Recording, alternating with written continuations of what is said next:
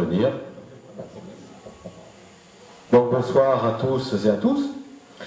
Je ne vous cache pas donc, que je suis particulièrement heureux ce soir de me retrouver à niveau parmi vous à l'invitation donc, de Jean-Marie, même si je ne pensais pas qu'on se retrouvait ensemble aussitôt. Mais bon, les événements, les aléas d'ordre juridique ont décidé autrement, mais légitimement, il faut quand même le concéder. Donc je suis heureux de vous retrouver et de constater que vous êtes toujours aussi nombreux et enthousiastes. C'est la preuve que la dynamique de mars dernier, que certains persistent encore à nier, est toujours là. Vous êtes les porteurs de cet élan. Et vous voir aujourd'hui en si grand nombre, débordant d'envie et de fraîcheur, au-delà de la satisfaction que j'en éprouve personnellement, une satisfaction que je suppose partagée par tout le monde ici présent, eh bien c'est pour moi la preuve que rien du travail qui a été accompli communément jusque-là n'a été inutile. Vous êtes la preuve vivante qu'un élan est né, un élan soudé, solidaire, uni, qui fait bloc. Cela, croyez-moi, ce n'est pas rien. Cela signifie concrètement qu'ensemble, avec une telle foi, tout est possible. Qu'ensemble, tout redevient possible sur le canton d'Aubusson. Et parce que justement ensemble, tout est possible, eh bien nous avons le devoir de croire en la victoire, qui est aussi votre victoire et qui est notre victoire.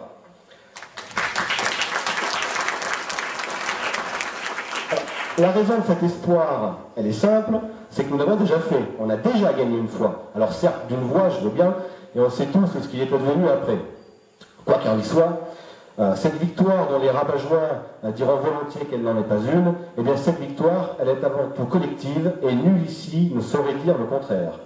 Alors, le qualificatif collectif est très important parce que cette victoire est le fruit de l'édifice commun, bâti autour des différentes personnalités que vous avez devant vous ici présentes.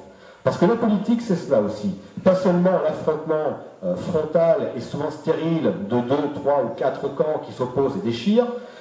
La politique, c'est peut-être aussi la recherche de la concorde autour de valeurs communes pour le bien de l'intérêt général.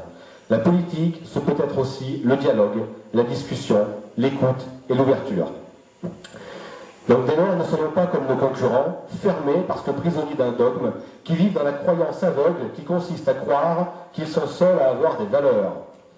Un peu comme si les concepts de progrès, d'ascension, de justice sociale, de générosité et d'humanisme n'étaient que l'apanage exclusif de la gauche. Alors à un moment donné, moi je dis simplement qu'il faut arrêter avec ces idées délirantes qui sont nées de la pensée masturbatoire de quelques bien-pensants habiles à venir nous donner des leçons et donner des leçons à tout un chacun.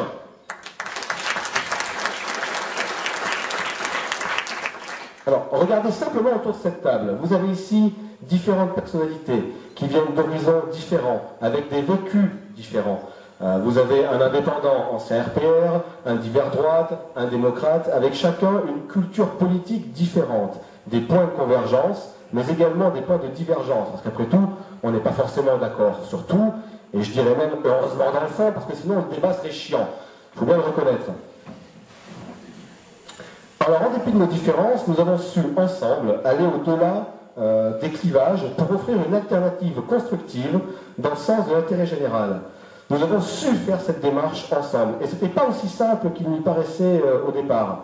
Et justement, parce que l'heure n'est plus aux divisions et aux querelles intestines, parce que l'heure est grave et que notre territoire a besoin d'une équipe soudée pour le remettre sur de bons rails.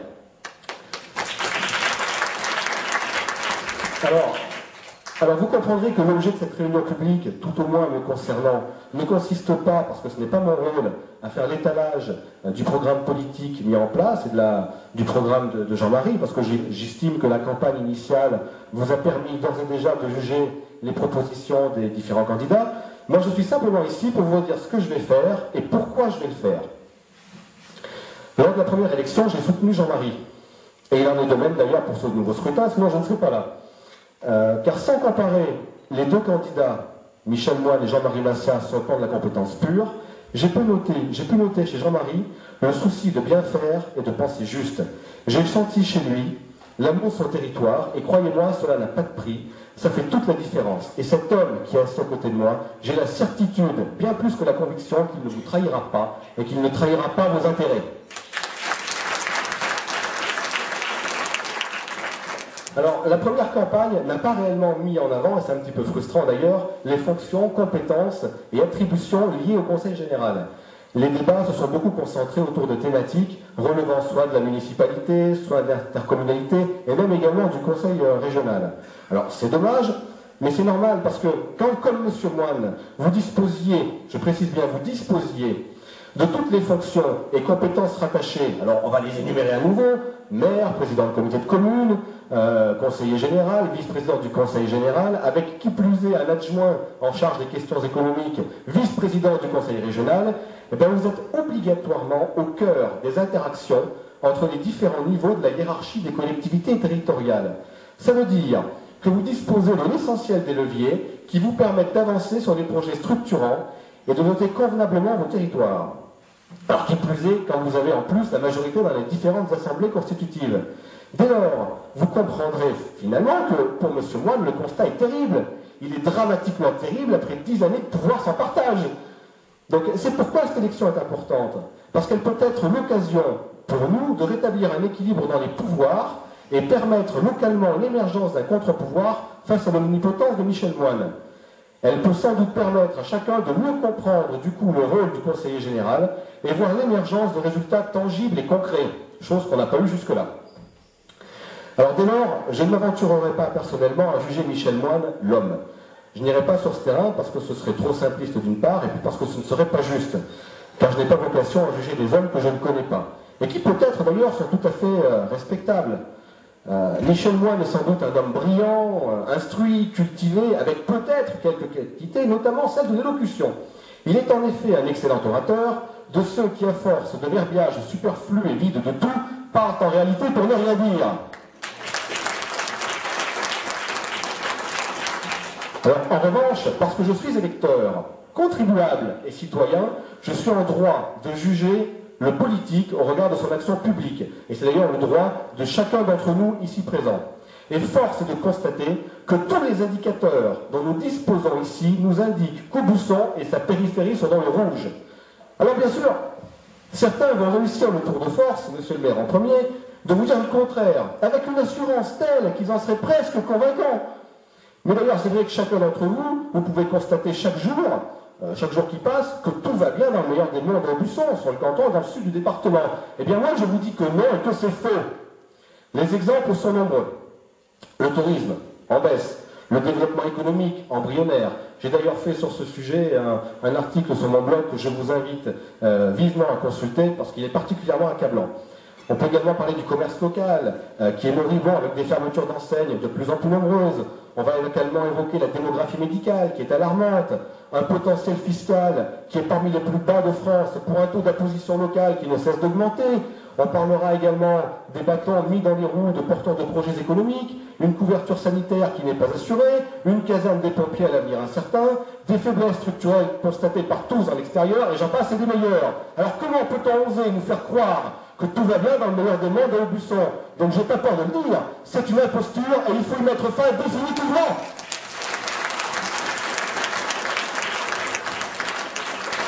Alors, le terme d'imposture, il peut peut-être sembler fort, mais c'est celui que je ressens à l'heure où je vous parle. Alors vous savez, moi je suis quelqu'un de très naïf dans la vie de tous les jours, et parce que j'estime que l'on peut apprendre de tous et à tout âge, et bien lors de la campagne initiale, à l'occasion de la toute première réunion publique que Michel Moine avait organisée à Saint-Alix-de-Tarbes, et bien j'ai décidé d'y assister. Tout bêtement, bon, j'ai déclenché sa surprise, je n'avais encore jamais parlé de ma vie. Donc il est venu me saluer avec respect et courtoisie, et moi je m'attendais vraiment à avoir un discours rodé, superbe, grandiloquent, etc. Et là, je ne vous cache pas que j'ai été extrêmement déçu. Parce qu'au départ, je nourrissais un certain complexe d'infériorité vis-à-vis de lui.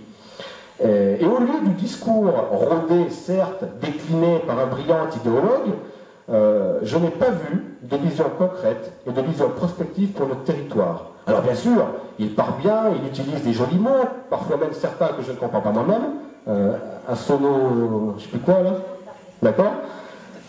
Mais quand vous avez devant vous, finalement, un homme qui décline un joli monologue, mais sans enthousiasme en plus, qui consiste simplement à faire l'apologie d'un bilan qui en plus n'a rien de particulièrement flatteur, sans jamais évoquer l'avenir, et bien vous comprendrez que j'estime que cet homme est un homme du passé.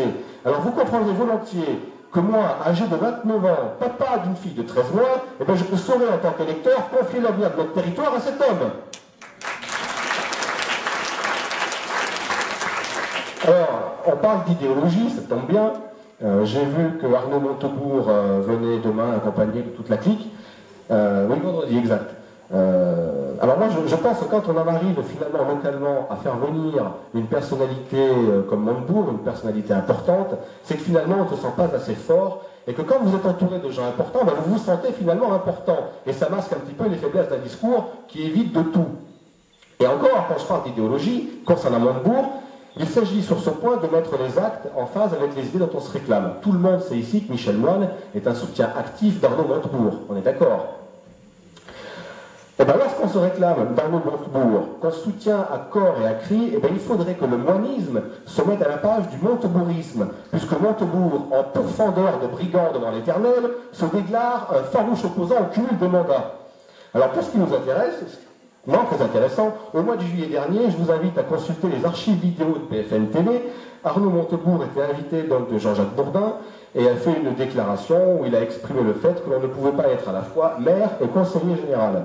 Alors c'est dire finalement qu'au regard de la cohérence idéologique, M. Moine ne serait pas légitime à représenter le PS à Aubusson. Enfin remarquez bien que concernant Montebourg est bien député, maire, conseiller général et président du conseiller général. Alors qu'est-ce qu'on pourrait attendre d'un moine en matière d'honnêteté intellectuelle? Moi je vous le demande. Et en fait je terminerai par ce qui m'a le plus choqué finalement dans toutes ces polémiques politico-juridico-administratives. En effet, Michel Moine a exigé qu'au terme de la procédure qu'il avait intentée devant le tribunal administratif, eh bien, le tribunal administratif le déclare vainqueur. Et je trouve que c'est une très grave insulte à la démocratie, parce que ça voudrait dire que maintenant, ce sont aux juges, dans le respect de la démocratie, selon Michel Moine, qui désignent l'élu. Alors moi, je pars du principe, et je pense que ce principe est partagé par tout le monde, que c'est le verdict des juges qui compte, le verdict des urnes, pardon, qui compte, et non celui des juges. Et d'ailleurs, la justice, finalement, l'a parfaitement compris, puisque M. Moine a été débouté de son référé devant le Conseil d'État. Mais au-delà de tout ça, moi je constate, en tant que démocrate, que Michel Moine n'y connaît rien en matière de démocratie, puisqu'en effet, le seul vainqueur d'une élection, ce n'est pas l'élu, c'est le peuple. Parce que la démocratie est l'expression de la volonté du peuple, pour le peuple, par le peuple et non par les juges. Les seuls juges de l'action politique qui avaient le droit de choisir, c'est vous. Alors dimanche, soyez certains, et l'expérience le prouve, nous en avons fait justement l'expérience récemment, que chaque voix compte, et que dans votre vote, vous détenez la clé de votre avenir et la clé de notre avenir. Ou n'oubliez pas que vous avez le pouvoir de choisir et de faire finalement basculer votre destin. Alors dimanche, sans aucune hésitation, déplacez-vous massivement et tous ensemble construisons l'avenir.